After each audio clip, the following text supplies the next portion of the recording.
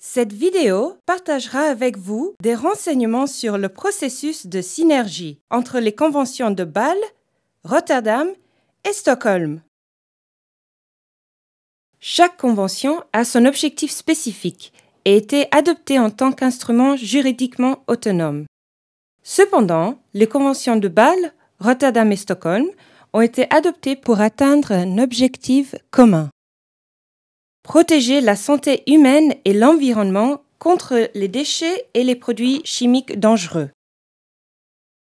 Il s'agit d'un marathon afin de protéger la santé humaine et l'environnement contre les déchets et les produits chimiques dangereux. Les pays qui soutiennent sont les parties aux conventions. Le processus de synergie entre ces conventions peut être considéré comme une étape clé dans le marathon. Jetons un coup d'œil aux coureurs. Ceci est la Convention de Bâle. Cette convention vise à contrôler les mouvements transfrontières de déchets dangereux et leur élimination. Cette convention est entrée en vigueur en 1992. Ceci est la Convention de Rotterdam.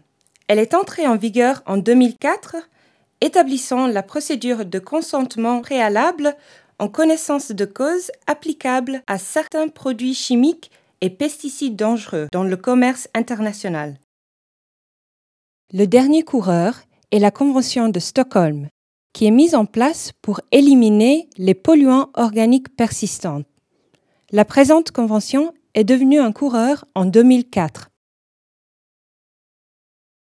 Les 3 conventions dans ce marathon se sont engagées dans l'étape de la synergie en 2005, lorsque les parties des 3 conventions ont décidé d'explorer des pistes de coopération et de collaboration supplémentaires. Les parties ont commissionné les différents secrétariats afin qu'ils étudient les moyens d'améliorer leur synergie.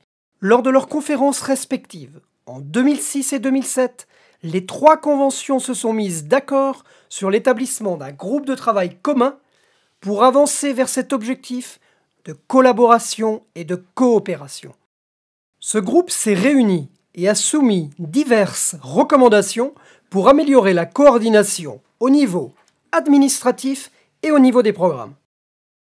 Les recommandations du groupe de travail sur la synergie des 3 conventions ont été étudiées et adoptées par la conférence des parties de chaque convention en 2008.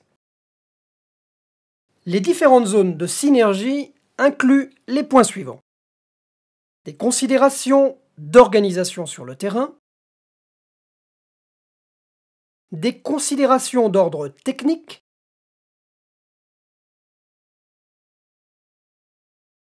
la gestion de l'information et l'information du public,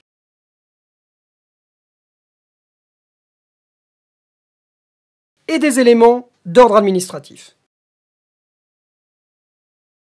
En 2010, un premier meeting conjoint historique de la conférence des parties des 3 conventions s'est tenu à Bali, en Indonésie, et une décision commune sur les synergies a été adoptée. Les 3 coureurs fonctionnaient désormais en équipe dans cette phase de synergie du marathon. Dans l'implémentation de cette décision, les différentes conférences des parties de Bâle, Rotterdam et Stockholm se sont rencontrées en 2011 et ont adopté un accord sur les points de synergie suivants.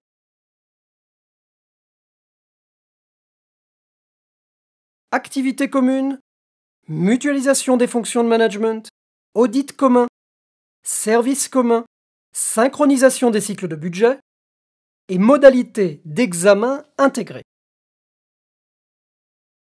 Cette étape de synergie du marathon accroît les efforts dirigés vers l'objectif final de cette course, protéger la santé humaine et l'environnement des déchets de produits chimiques dangereux. Mais que vont-ils gagner de cette collaboration et de cette coopération entre les conventions de Bâle, Stockholm et Rotterdam lors de cette course marathon? Les parties bénéficieront d'une orientation politique cohérente et intégrée, de l'amélioration de l'efficacité dans leur appui aux parties, d'une réduction dans la charge administrative et de l'utilisation la plus efficace des ressources financières à tous les niveaux. Il y a encore beaucoup d'étapes importantes à surmonter avant d'atteindre l'objectif final. Le partage d'expériences et la prise de décisions conjointes aux prochaines réunions simultanées et conjointes des conférences des parties aux conventions, qui auront lieu en 2013, feront partie d'une étape très significative à atteindre. En outre, le renforcement de la mise en œuvre des 3 conventions au niveau national, régional et mondial serait une démarche importante à réaliser dans les années à venir.